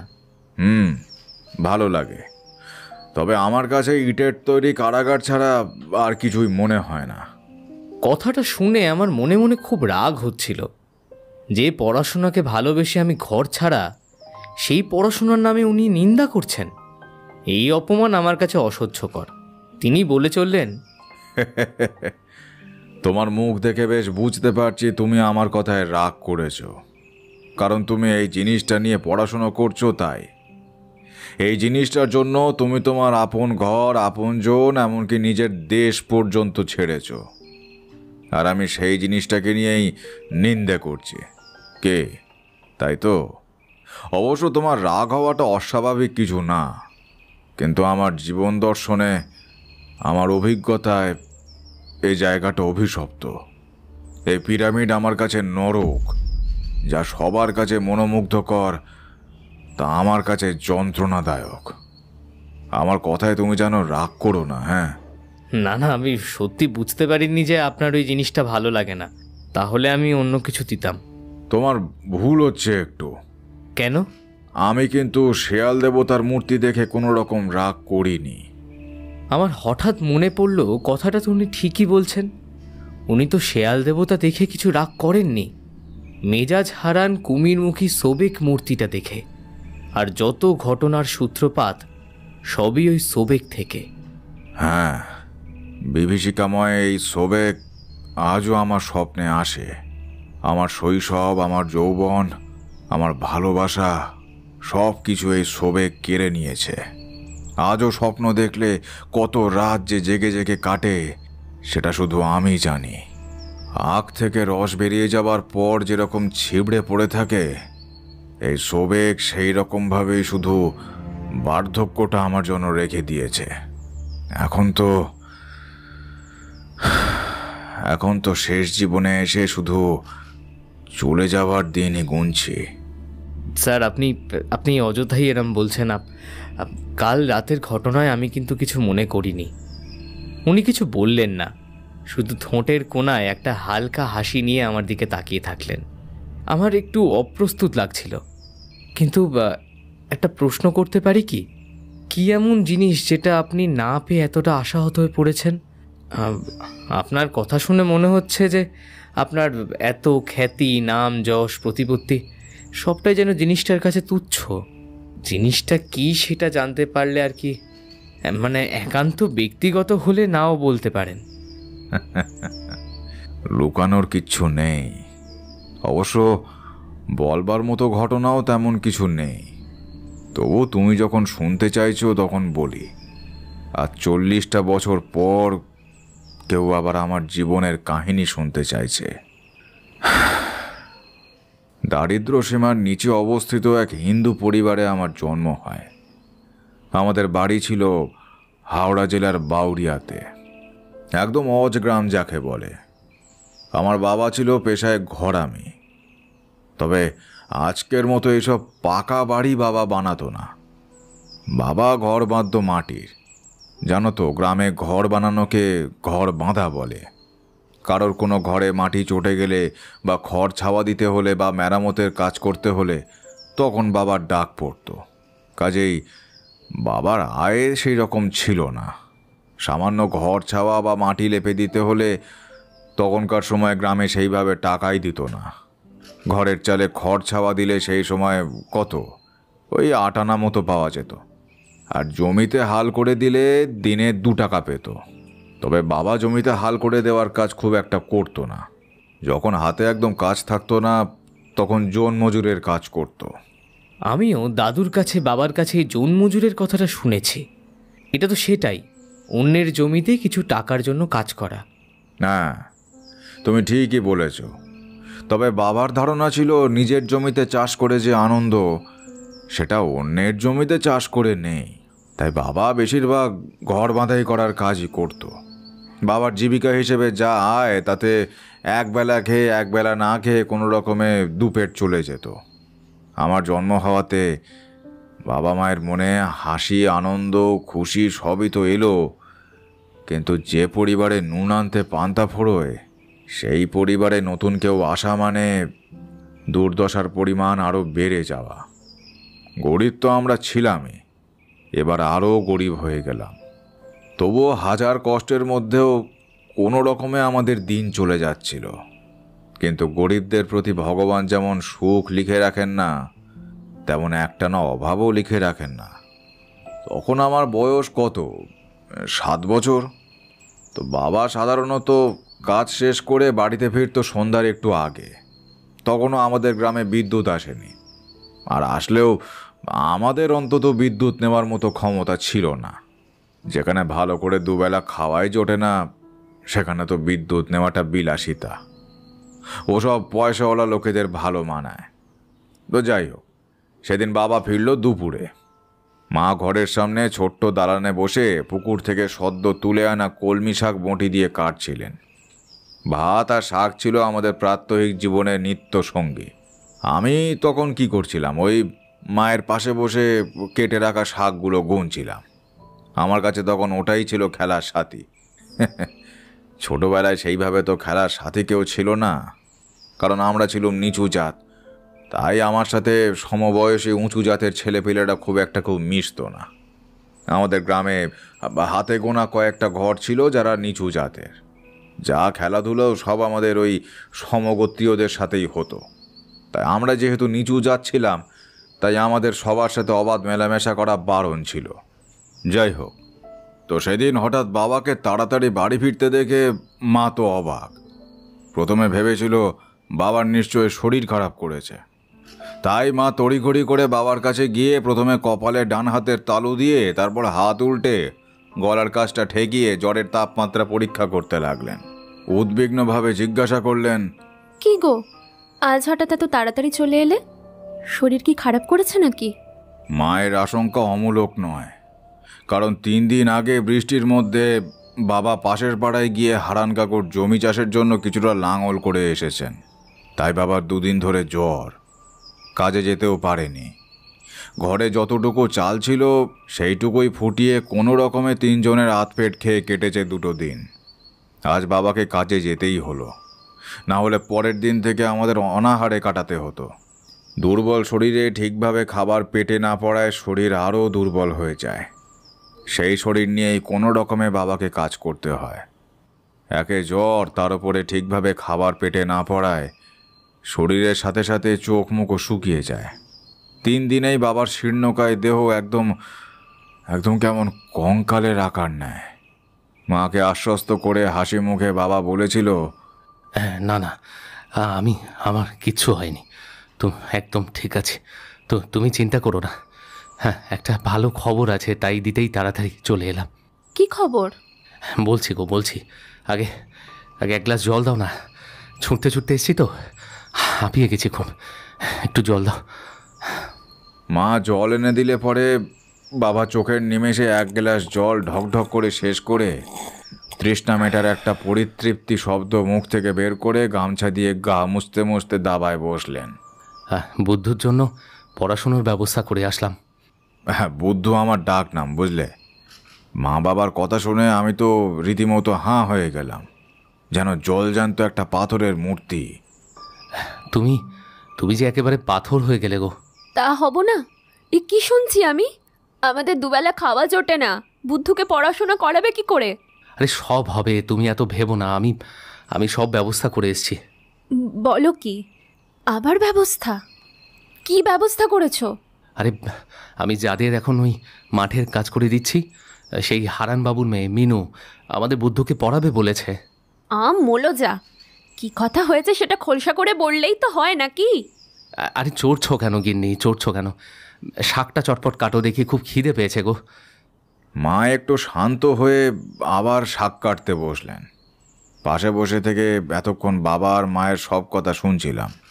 বাবা এবার আমায় কোলে তুলে নিয়ে মাথায় গালে হাত বোলাতে বোলাতে বললেন, হ্যাঁ, যেটা বলছিলাম, শরীরটা খারাপ লাগছিল বলে দুপুরে হাল করা বন্ধ করে যখন আমি ওদের ওই বলদ, ওদের হাল এসব ফিরিয়ে দিতে গেছিলাম আর কি ওদের বাড়িতে, গোয়ালে গরুর পাশে বলদটাকে সবেমাত্র দড়ি দিয়ে বেঁধেছি একটা খুঁটিতে। বলদটাও আমার মতো সারাদিনের খাটুনির পরে ওই চোখের সামনেই বড় মালসায় ভর্তি করে রাখা ঘাস বিচলি চিবোচ্ছে। এমন সময় হঠাৎ করেই মিনু, মানে হারানবাবুর মেয়ে, আমার পিছনে এসে আমাকে বলল, কাকাবাবু, আপনার একটা ছেলে আছে না? হঠাৎ করে বলাতে আমি একটু চমকে উঠেছিলাম। কাঁধে ঝোলানো গামছায় হাত মুছতে মুছতে পিছন ফিরে বললাম, হ্যাঁ মা, আমার একটাই ছেলে। কি যেন নাম? হ্যাঁ, ওর নাম বুদ্ধু। আচ্ছা, ও স্কুলে যায়? কথাটা শুনে একটু হাসি পেয়ে গেছিল। না মানে মিনুর জন্য না, আমার হাসি পেল আমাদেরই অদৃষ্টের লীলা দেখে। মিনুকে বললাম, দেখো মা, দুবেলা ঠিকভাবে খাওয়া জোটে না, সেখানে পড়াশোনা করাবো কি করে বলো? ওসব আমাদের গরিবদের জন্য নয় মা, আমাদের কাছে ওগুলো একটা বিলাসিতা। না কাকাবাবু, আপনাদের ক্ষেত্রে আর এসব বিলাসিতা নয়। আপনাকে তো সেই কথাটাই জানাতে এলাম। গ্রামের বাচ্চাদের দেখলে না বড্ড কষ্ট হয়। তারা ঠিকভাবে না পায় খেতে, না পায় পড়াশোনা করতে। যতই হোক, ওরাই তো আমাদের দেশের ভবিষ্যৎ। তাই আমি এবং আমার কয়েকজন বন্ধু ঠিক করেছি, গ্রামের যত গরিব বাচ্চা আছে সবাইকে আমরা বিনা পয়সায় পড়াবো। আর তার সাথে খুব বেশি তো খাবার দিতে পারবো না, কিন্তু এই রোজ গুড়, মুড়ি, কলা এইটুকু তো আমরা দিতেই পারবো। আমি মিনুর এই কথাটা শুনে ওর মুখের দিকে হা করে তাকিয়ে রইলাম কিছুক্ষণ। ওই মুহূর্তে আমি কিছু বলতে পারলাম না। হ্যাঁ, বেশ কিছুক্ষণ চুপ করে আছি। মিনু আবার বলল, এত কি ভাবছেন কাকাবাবু? কি বলবো বুঝতে পারছি না মা, আমাদের মতো গরিবদের কাছে এসব স্বপ্ন। যা বললে এখনও আমার বিশ্বাস হচ্ছে না। ঠাকুর কি সত্যি আমাদের জন্য এত সুখ রেখেছে মা? আহা, আপনার আপনার চোখে জল কেন কাকাবাবু? ও কিছু নয় মা, এতদিন ছেলেকে পড়াশোনা করাবো বলে একটা স্বপ্ন দেখেছিলাম তো, কিন্তু সামর্থ্য হয়ে ওঠেনি। আজকে তুমি হঠাৎ করেই বললে এগুলো, আমি আচ্ছা মা, আমি সত্যিই বুদ্ধকে পড়াতে পারবো? হ্যাঁ কাকাবাবু, সত্যিই পড়াবো। আপনি এক্ষুনি বাড়ি গিয়ে বুদ্ধু আর বুদ্ধুর মাকে জানিয়ে দিন। পরশু দিন থেকে কিন্তু বুদ্ধুকে আপনি পাঠিয়ে দেবেন। তালতলার মাঠে খড়ের ছাউনি দিয়ে একটা ঘর করা হয়েছে, সেখানেই পড়ানো হবে। আচ্ছা মা, আমি পরশুদিন পাঠিয়ে দেবো, কেমন? এই বলে বাবা থামলেন। মাও বাবার এই কথা শুনে বেশ অবাক হয়েছেন বোঝা গেল। বেশ কিছুক্ষণ তারা একে অপরের দিকে তাকিয়ে থাকলেন। তারপর ক্ষণিকের নীরবতা বাবাই ভেঙে দিয়ে একগাল হাসি নিয়ে আবার বললেন, এবার দেখবে আমাদের ছেলেও পড়াশোনা করতে পারবে, আর ভাবতে হবে না আমাদের পড়াশোনা নিয়ে। সবই তো ভালো বুঝলাম, কিন্তু আমার কেমন জানি একটা লাগছে। ও তোমার আবার কি লাগছে? একটা তো ভালো খবর দিলাম, ও তোমার এর মধ্যেই সন্দেহ শুরু হয়ে গেল। না, পড়াশোনা করাবে সেই নিয়ে সন্দেহ নয়। তবে কি? ওরা জাতে ব্রাহ্মণ, আমরা নিচু জাত, ওদের সাথে আমাদের মেলে না কোনোভাবেই। তাছাড়া মিনুর বাবা গ্রামের মোড়ল, খুব একটা সুখ্যাতিও নেই মোড়ল মশাইয়ের নামে, আর তারই তো মেয়ে মিনু। আরে তুমি এত চিন্তা করো না, আরে মিনু ওর বাবার মতো নয়। আরে না হলে তুমি ভাবো এই গ্রামের সব গরিব বাচ্চাদের পড়াশোনা খাবারের দায়িত্ব নেয় ও। কি জানি বাবা, ভালো হলেই ভালো। এই বলে মা উঠে রান্না করতে চলে গেল। বাবা তখনও আমার মাথায় পরম স্নেহে হাত বোলাতে থাকলো। হাসি মুখে বলল, পরশুদিন স্নান করে তৈরি হয়ে নিবি, তোকে পড়তে দিয়ে আমি কাজে যাব, বুঝেছিস? আমি খুব খুশি হয়ে বাবার গলা জড়িয়ে ধরে হাসি মুখে সম্মতি জানালাম। বাবা এবার আমাকে দাওয়ায় বসিয়ে রেখে বললেন, তুই একটু বস দেখি এখানে, হ্যাঁ আমি ওই চট করে পুকুরে ডুব দিয়ে আসি, বুঝলি বাবা, তারপর একসাথে খাবো। আচ্ছা বাবা। এরপর 2 দিন আমার বেশ খেলাধুলা করেই কাটলো। যেদিন পড়তে যাব তার আগের দিন সন্ধেবেলা মা উনুন শালের পাশে বসে রাতের রান্না করছে। আমি পেছন দিক থেকে মা বলে জড়িয়ে ধরলাম। মা আমার গালে একটা চুমু দিয়ে কোমল স্বরে বললেন, বাবা শোন, তোকে পড়তে যেতে হবে না, আমি তোর বাবার সাথে কথা বলবো। মায়ের কথা শুনে মনটা কেমন যেন খারাপ হয়ে গেল। মা যে কেন এমনভাবে বারণ করলো আমি বুঝতেই পারলাম না। জিজ্ঞেস করলাম, কেন মা, কি হয়েছে? মা একটা দীর্ঘশ্বাস ছেড়ে নিষ্পলক চোখে আমার মুখের দিকে কিছুক্ষণ তাকিয়ে থাকলেন। উনুনের আগুনে স্পষ্টভাবে দেখলাম মায়ের চোখের কোণা দুটো জলে চিকচিক করছে। বললেন, কিছু না বাবা, রান্না হয়ে এসেছে, হয়ে গেলেই খেতে দেবো। ওইটুকু বয়সেই পরিষ্কার বুঝতে পেরেছিলাম মা কথাটা এড়িয়ে গেলেন। অনুভব করেছিলাম হঠাৎ পড়াশোনা করার খবরে মা খুশি হওয়ার থেকে চিন্তিত বেশি হয়েছেন। মা চাইতেন না আমি পড়াশুনো করি। এখন বুঝতে পারি মা সেই সময় একদম ঠিক ছিলেন। মায়ের কথা শুনলে আজ হয়তো আমাকে দেশ ছেড়ে অন্তত অন্য জায়গায় থাকতে হতো না। এই জন্য আপনি দেশ ছেড়ে এখানে আছেন? ঘটনার ঘন ঘটা তো এখনো শুরুই হয়নি হে, কাহিনী এখনো অনেক বাকি। মন দিয়ে শোনো। তো যা বলছিলাম, পরের দিন যথারীতি স্নান করে তুলনামূলক একটা পরিষ্কার জামা আর প্যান্ট পরে বাবার হাত ধরে পৌঁছে গেলাম তালতলার মাঠে। দেখলাম আমার মতো অনেক ছেলে মেয়ে তালতলার মাঠে এসে হাজির হয়েছে। জীবনে প্রথম তালতলার মাঠে এত লোক জমা হতে দেখেছি। এত লোক হয়েছে দেখে মনে হচ্ছে যেন অকালে চড়কের পার্বণ শুরু হয়েছে। সব থেকে বড় কথা, শুধু আমাদের গ্রাম থেকে নয়, আশেপাশের আরও যে 2-4টে গ্রাম আছে সেই সব গ্রামের বাচ্চারাও এসেছে। আর শুধু বাচ্চা নয়, সাথে তাদের অভিভাবকরাও এসেছে। আর সবার মনের মধ্যেই একটা নতুন কিছু হওয়ার কৌতূহল। সত্যযুগে করে যাওয়া রামচন্দ্রের অকালবোধন যেন আজ আবার হচ্ছে। এত ভিড় দেখে শুধু আমি না, বাবাও বেশ অবাক হয়ে তাকিয়েছিল। একটু পরেই দেখতে পেলাম বেশ কয়েকজন যুবক ছেলে মেয়ে মা বাবাদের কাছ থেকে বাচ্চাদের নিয়ে একটা খড়ের ছাউনি দেওয়া 3 দিক খোলা একটা বেশ বড় ঘরের মধ্যে নিয়ে যাচ্ছে। আর বাইরে দাঁড়িয়ে সবার বাবা মা অপেক্ষা করে যাচ্ছে। আমি বাবার দিকে তাকালাম। বাবার চোখে মুখে ব্যস্ততা স্পষ্ট। এদিক ওদিক তাকিয়ে কাকে যেন খুঁজেই চলেছে, কিন্তু কাউকে খুঁজে পাচ্ছেন না। হঠাৎ সন্দিগ্ধ মুখে তার একগাল হাসি ফুটে উঠল। বাবা বললেন, এই তো মিনু এসে গেছে। আমি দেখলাম একজন যুবতী মেয়ে, বয়স ওই বছর 23 হবে। আমাদের সামনে এগিয়ে এসে বললে, এই তো কাকাবাবু, আপনারা এসে গেছেন। আমার মাথায় হাসি মুখে হাত বুলিয়ে বললেন, তুমি আমায় দিদি বলে ডেকো কেমন? তারপর বাবার দিকে তাকিয়ে বলল, আসুন কাকাবাবু। আমরা মিনুদিকে লক্ষ্য করে চলতে লাগলাম। মিনুদি আমাদেরকে 1000 লোকের ভিড় ঠেলে এগিয়ে গেলেন। দেখলাম আমার মতো আরও অনেক বাচ্চা সেখানে বসে আছে। মেঝেতে একটা চাদর পাতা, সেখানে সবাই বসে আছে। প্রথমে তো এত লোক দেখে ভয় পেয়ে গেছিলাম।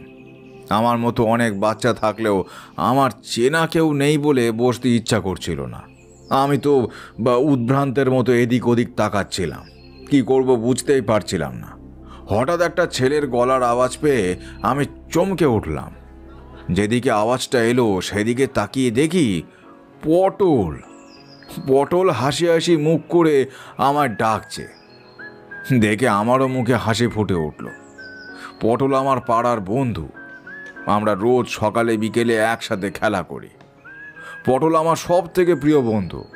তারপর দেখলাম আমার খেলার সব সাথীরা সেখানে বসে আছে। হাবলু, ঘেঁটু, বাবু, নিতাই, নিমাই সবাই আছে। এবার মনে বেশ সাহস পেলাম। মনে হচ্ছে যেন এবার আমাকে যুদ্ধে পাঠিয়ে দিলেও জয় করে চলে আসব। পরিচিত মানুষদের হঠাৎ করে কোথাও দেখতে পেলে বেশ আনন্দ হয়। মিনুদি আমার মাথায় হাসি মুখে হাত বুলিয়ে দিয়ে বলল, কিরে, এবার বসবি তো? এতক্ষণ তো বসতেই চাইছিলি না। আমি মিনুদির দিকে বড় বড় চোখ করে অবাক হয়ে তাকিয়ে রইলাম। ভাবতে লাগলাম, মিনুদি কি করে বুঝলো আমার মনের কথা? আমি তো শুধুমাত্র ভেবেছি, এখনো তো কাউকে বলিনি। তবে কি মিনুদির কোনো লুকোনো শক্তি আছে যার মাধ্যমে সব কিছু বুঝতে পারে? মিনুদি আবার আমাকে অবাক করে দিয়ে বললেন, এত না ভেবে যা, গিয়ে বন্ধুদের সাথে গিয়ে বস। আমি একবার বাবার দিকে তাকালাম। আমার বাবা ঘাড় নেড়ে সম্মতি জানালেন বসার জন্য। তারপর বাবা সরে গেলেন, আর বাকি সব অভিভাবকরা যেখানে জটলা করে দাঁড়িয়ে রয়েছেন সেইখানে গিয়ে দাঁড়ালেন। তো আমি গিয়ে পটলের পাশে বসলাম। হাসি হাসি মুখ করে জিজ্ঞেস করলাম, কিরে পটলা, কখন এলি? এই তো কিছুক্ষণ। আমাকে বলিসনি কেন তুই আসবি? তাহলে একসাথে আসতাম। আরে তুই ছিলি কোথায় এখানে? হ্যাঁ, মামার বাড়ি গিয়েছিলাম। তো আমরা তো আমাদের মতো গল্প করছি, এমন সময় ভিড়ের মধ্যে থেকে শুনতে পেলাম কারা যেন বলছে, এই সরে যাও সবাই, সরো সরো সরো, যেতে দিন দাদাকে। আমি মনে মনে ভাবলাম কে আসছে রে বাবা। একটু পরেই দেখতে পেলাম একজন বয়স্ক ভদ্রলোক সাদা ধুতি পাঞ্জাবি পরে, পায়ে রাবারের জুতো পরে, হাসি মুখ করে হাত জোড় করে সবাইকে নমস্কার করতে করতে আমাদের সামনে এলেন। সেই সাথে দুজন লোক যারা ক্রমাগত বলে যাচ্ছিলেন, সরে যান সরে যান সরে যান। মিনুদি ঝুঁকে পড়ে নমস্কার করলেন। সেই ধুতি পরা ভদ্রলোক হাসি মুখে মিনুদির মাথায় হাত বুলিয়ে দিয়ে বললেন, আরে থাক থাক, এসব আবার কি? এসো বাবা, তোমার সাথে আমার বন্ধুদের পরিচয় করিয়ে দিই। মিনুদি বাবা বলে সম্বোধন করতে বুঝতে পারলাম ইনি আমাদের গ্রামের মোড়ল। আমি কোনোদিন মোড়ল মশাইকে সচক্ষে দেখিনি, সেই প্রথম দেখলাম। বেশ সুদর্শন পুরুষ, লম্বা চওড়া চেহারা, মুখটা চৌকো, মাথায় কাঁচা পাকা চুল আর চোখে কালো চশমা, দাড়ি কাটা, তবে নাকের নিচে গোঁফখানা বেশ পুরু, গোঁফখানাও কাঁচা পাকা। একে একে সব বন্ধুদের সঙ্গে আলাপ করিয়ে দিল মিনুদি। দীপ্তাংশু, সম্রাট, মিলি আর গার্গী সবাই একে একে নমস্কার করলো। অন্যদিকে সবসময় মেঝেতে বসার অভ্যেস আমার, তাই চাদরের ওপর বসতে মাঝে মাঝে আমি হড়কে যাচ্ছিলাম। মনে হচ্ছিল আমি যেন সর্ষের উপর বসে আছি, শুধু গড়িয়ে যাচ্ছি। মিনুদির বন্ধুরা নমস্কার শেষ করলে মিনুদি আমাদের সাথে পরিচয় করিয়ে দিতে লাগলেন মোড়ল মশাইকে। আমরা সবাই তাকে নমস্কার করতে লাগলাম। উনি সবার মাথায় হাসি মুখে হাত বুলিয়ে দিচ্ছিলেন। আমার মাথায় যখন হাত বুলিয়ে দিচ্ছিলেন তখন মোড়ল মশাইয়ের চোখের দিকে আমি একবার তাকালাম। মুখে হাসি থাকলেও তার চোখে ধূর্ততার ছাপ স্পষ্ট। আমার শরীরটা না কেমন যেন কোনো এক অজানা ভয়ের কারণে একবার কেঁপে উঠল। আমি চোখ বড় বড় করে তাকিয়ে থাকলাম কিছুক্ষণ। কেন এমন হলো তা জানি না, তবে তার চাহনিটা আমার ভালো লাগলো না মোটেই। তার হাসিটাও আমার কেমন যেন রহস্যময় লাগলো। মোড়ল মশাই কিছু বললেন না, শুধু হেসে আমার মাথায় হাত বুলিয়ে দিয়ে চলে গেলেন। এই হাসির অর্থ যদি ওই বয়সে বুঝতাম তাহলে হয়তো জীবনের মানেটাই বদলে যেত চিরতরে। এখন জীবনের শেষ সময়ে এসে বলছি বটে এই কথা, কিন্তু সেই সময় এই সব বোঝার মতো সত্যি বয়স ছিল না। তখন ছিল খেলাধুলো আর পড়াশুনো করে সময় কাটাবার বয়স। কাজেই জীবন বয়ে চলল আপন গতিতে। ভাগ্যে যা লেখা ছিল সেটা বদলাবার ক্ষমতা কারোর ছিল না। তাই মনের মধ্যে আশঙ্কা জন্ম নিলেও সেটাকে আমল দিতে পারলাম না। মুহূর্তে জন্ম নেওয়া সন্দেহ মুহূর্তেই মিলিয়ে গেল। আসলে কি জানো তো, জন্ম হওয়ার পর জীবন প্রথম যে বাঁকটা নেয় সেটা হলো ছেলেবেলায়। জন্ম হওয়ার সাথে সাথেই অদৃষ্ট যেন ভাগ্য লিখন করে দেয় যে ঠিক কোন বয়সে কোন সময়ে মানুষের জীবনে পরিবর্তন আসবে। আজ এই বৃদ্ধ বয়সে দাঁড়িয়ে একটাই জিনিস উপলব্ধি হয়, ভগবান কোনোদিন আমার জীবনে সুখ নামক জিনিসটাই দেননি। শুধু একরাশ হতাশা আর দুঃখ ছিল আমার জন্য বরাদ্দ। এটা অনেকটা ওই রেশন দোকানে বিক্রি হয়ে শেষে পড়ে থাকা ভাঙা চালের খুঁতটার মতো। সবার ক্ষেত্রে ভগবান কি লেখে তা আমি জানি না, তবে আমার ক্ষেত্রে আমার জীবনে যতবারই মোড় এসেছে, বাঁক এসেছে, ততবারই পছন্দের মানুষ আর ভালোবাসার মানুষরা হারিয়ে যেতে লেগেছে। মনটা যাদের আঁকড়ে ধরে বাঁচতে চেয়েছে, অতল সমুদ্রে না ডোবার শেষ কাণ্ডারি হিসেবে যে কাঠের টুকরোটাকে মন পেতে চেয়েছে, সেটা জীবনের পাড়ে আসার আগেই কোথায় যেন হারিয়ে গেছে, বুঝলে? তো প্রথম দিনের পড়াশুনো আমাদের ভালো মতোই হয়েছিল। জীবনে প্রথমবারের মতো অ আ ক খ এসব শিখেছিলাম। আমাদের সকলের মধ্যেই একটা অদ্ভুত অনুভূতি হয়েছিল। প্রথম দিকে পড়তে বেশ ভালোই লাগছিল। আমাদের জীবন এইভাবে বেশ ভালোই কাটছিল। সব কিছু একটা নিয়ম করে ছন্দের মধ্যেই চলছিল। তারপর হঠাৎ করেই যেন একটা ছন্দপতন ঘটল। আমি পাঠশালা থেকে পড়া শেষ করে বন্ধুদের সাথে খেলাধুলো করে বাড়ি ফিরেছি। ঘরের সামনে এসে মাকে হাঁক দিলাম। মা যতই মারুক বা বকুক অথবা খেলতে যেতে বারণ করুক, দিনের শেষে মায়ের হাতের ছোঁয়া না পেলে, মাকে দেখতে না পেলে মনটা আনচান করতে থাকে। তো আমি বাড়ি এসেই মাকে জোরে জোরে ডাকতে লাগলাম।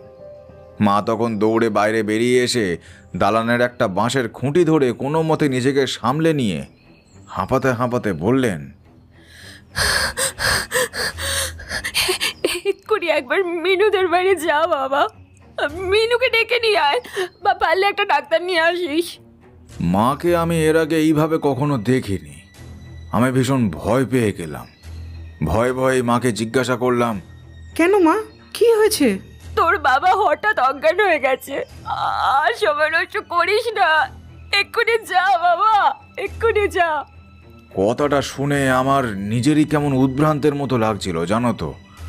বই খাতা কোনো রকমের দালানে রেখে ছুট লাগালাম মিনুদির বাড়ির উদ্দেশ্যে। ছুটতে ছুটতে একটা কথাই ভাবছিলাম, হঠাৎ করে বাবার কি হলো। বাবা তো সকালে আমাকে পাঠশালায় ছাড়তে গিয়েছিল। ছাড়ার সময় আমাকে বলল, এ মন দিয়ে পড়াশোনা করবি, হ্যাঁ, আর পড়াশোনা শেষ হলে সাবধানে ফিরবি। আমি চললাম মিনুদির বাড়ি, দুষ্টুমি করবি না। আমিও তো বাবার কথা শুনে একদম বাধ্য ছেলের মতো মাথা নেড়েছিলাম। আর এখন কি হলো আমি এর বেশি কিছু ভাবতে পারলাম না। দৌড়তে দৌড়তে কোথায় যেন একটা হোঁচট খেলাম। ছিটকে পড়লাম আমাদের গ্রামের কাঁচা রাস্তায়। খানিকক্ষণের জন্য আমার দৌড়ানো স্তব্ধ হলো। একটু ধাতস্থ হয়ে আমি হাত পা ঝেড়ে আবার উঠে পড়লাম। বুঝতে পারলাম হাত পায়ের কিছু অংশ ছড়ে গেছে, কিন্তু তখন আমার এসব ভাবার মতো অবকাশ ছিল না। সব কিছু উপেক্ষা করে আবার দৌড়তে যাব, দেখলাম আগের মতো আর দৌড়তেই পারছি না। অনুভব করলাম ডান পায়ের হাঁটুতে তীব্র যন্ত্রণা। হাঁটতে গেলে খোঁড়াচ্ছি, তবুও নিজের যন্ত্রণা উপেক্ষা করে কোনো রকমে চলতে লাগলাম। জোরে জোরে পা চালাতে লাগলাম। মিনুদিদের বাড়ির উঠোনে প্রবেশ করতে শরীরের যত শক্তি ছিল সব একত্রিত করে তাকে ডাকতে লাগলাম, মিনুদি, মিনুদি, ও মিনুদি, মিনুদি। আমার হাঁক ডাক শুনে মিনুদি আর তার মা প্রথমে বেরিয়ে এলেন। মিনুদি জিজ্ঞাসা করলেন, কি হয়েছে রে বুদ্ধু, এত জোরে চিৎকার করছিস কেন?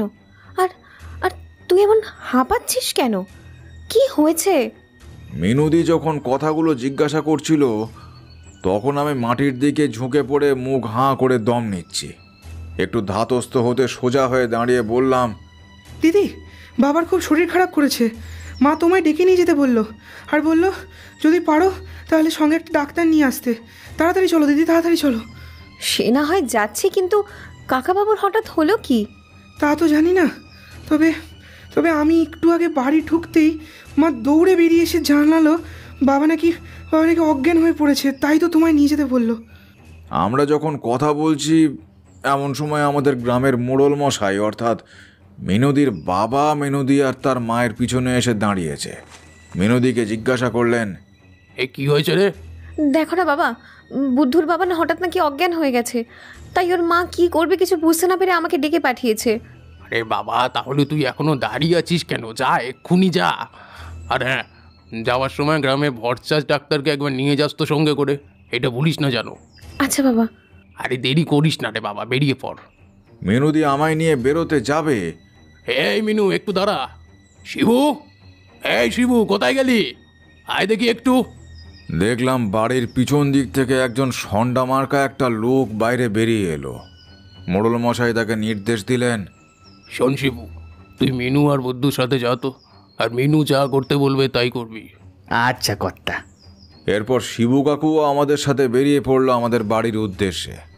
তাড়াতাড়ি হবে বলে মিনুদি একটা রিক্সা ধরে নিল। মিনুদি শিবু কাকুকে বললেন, শিবুদা, আপনি বরং একটা ডাক্তার নিয়ে বুদ্ধুদের বাড়ি আসুন, আমরা ততক্ষণ গিয়ে দেখি কি হলো। আচ্ছা দিদিমণি। লোকটার যেমন চেহারা তেমন তার গলার স্বর। আমরা সবাই একসঙ্গেই আসতে লাগলাম। মা বলেছিল মোড়ল মশাই আর তার পরিবার নাকি ভালো না, ওরা নাকি অসৎ। কিন্তু আমার তা মনে হলো না। একটা অসৎ লোক এইভাবে কাউকে সাহায্য করতে পারে না। যাই হোক, আমরা বাড়ি এসে পৌঁছলাম। রিক্সা থেকে নেমেই আমি ছুটলাম অন্ধকার ঘরের ভেতর। ঘরে ঢুকেই দেখলাম বাবা উপুর হয়ে বমি করছে, আর মা বাবার পিঠে হাত বুলিয়ে দিচ্ছে আর জিজ্ঞাসা করছে, হ্যাঁ গো, খুব কষ্ট হচ্ছে। বাবার তখন উত্তর দেওয়ার ক্ষমতা নেই, ক্রমাগত বমি করেই চলেছে। বাবাকে আমি কখনো এমনভাবে দেখিনি। আমার দু চোখ ফেটে কান্না আসতে লাগলো। তাও নিজেকে শক্ত করে রাখলাম। সেই সময় ব্যাকুল কণ্ঠে মাকে ডাকলাম, মা, মা, মিনুদি এসছে। ইতিমধ্যে আমার পিছন পিছন মিনুদিও ঘরের মধ্যে প্রবেশ করেছে। মাকে ডেকে মিনুদি জিজ্ঞাসা করলো, কি হয়েছে কাকি? দেখো না মিনু, তোমার কাকাবাবু দুপুর থেকেই এমন রক্ত বমি করছে। কি করব কিছুই বুঝতে পারছি না। শোনো, তুমি একটু শান্ত হও কাকি, কিচ্ছু হবে না কাকাবাবুর। যা তো বুদ্ধ, বাইরে দেখ তো শিবু কাকু ডাক্তারবাবুকে নিয়ে এলো কিনা। আমি এক দৌড়ে বাড়ির বাইরে গিয়ে দেখলাম শিবু কাকু ডাক্তারবাবুকে রিক্সা করে নিয়ে এসেছে। ঘরে ঢুকেই ডাক্তারবাবু জিজ্ঞাসা করলেন, উফ, কি অন্ধকার রে বাবা, একটা আলো হলে খুব ভালো হয়। মা তক্ষুনি প্রায় দৌড়ে রান্নাঘরে গিয়ে একটা লম্ফ ধরিয়ে নিয়ে আসলেন। এতে ঘরের অন্ধকার কিছুটা দূর হলো বটে, কিন্তু পরিবেশটা আরও চাপা চাপা মনে হতে লাগলো। সেই সাথে আরও যেন মায়াবী, আরও ভয়ঙ্কর হয়ে উঠল। ডাক্তারবাবু মায়ের হাত থেকে লম্ফটা নিয়ে মায়ের নির্দেশ করা জায়গায় দেখতে লাগলেন। দেখার পর কিছুটা গম্ভীর হয়ে মাকে বললেন, উনি কি বমি করেছেন একবারও? হ্যাঁ, একবার কি অনেকবার করেছে। এই তো একটু আগেই করেছে, মেঝেতে পড়ে আছে। বুদ্ধুর বাবাকে রাজরোগে ধরেছে, অর্থাৎ টিবি। ভালো ভালো খাবার খাওয়াতে হবে। ভালো ভালো কি খাওয়াতে হবে ডাক্তারবাবু? আতঙ্ক ভরা মায়ের মুখটা দেখে বুঝলাম বাবার অসুখ জটিল। ডাক্তারবাবু আবার বললেন, ভালো ভালো বলতে ওই দুধ, ঘি, মাখন, নানান রকম ফল, আর সব থেকে বেশি যেটা দরকার সেটা হলো বিশ্রাম। কোনো রকম কাজ করা চলবে না। আর কিছু ওষুধ আমি পাঠিয়ে দিচ্ছি বুদ্ধুর হাতে, সেইগুলো সময় মতো খাওয়াবেন, কেমন? আমাদের তো টাকা পয়সা কিছু নেই ডাক্তারবাবু, এত সব খাওয়াবো কি করে? তার মধ্যে আবার ওষুধ। আমরা দিন আনি দিন খাই ডাক্তারবাবু, কিভাবে কি করব? মা ডাক্তারবাবুর কাছে আকুতি মিনতি করতে লাগলো। মিনতি দেখে বললেন, কাকি দেখো, তুমি ওসব চিন্তা করো না, সব ঠিক হয়ে যাবে। আমি একবার জল ভরা চোখ নিয়ে মিনতির মুখের দিকে তাকালাম। হেসে আমার মাথায় হাত বুলিয়ে দিয়ে মিনতি বললেন, এত ভাবিস না বুদ্ধু, তোর বাবা ঠিক সুস্থ হয়ে যাবে।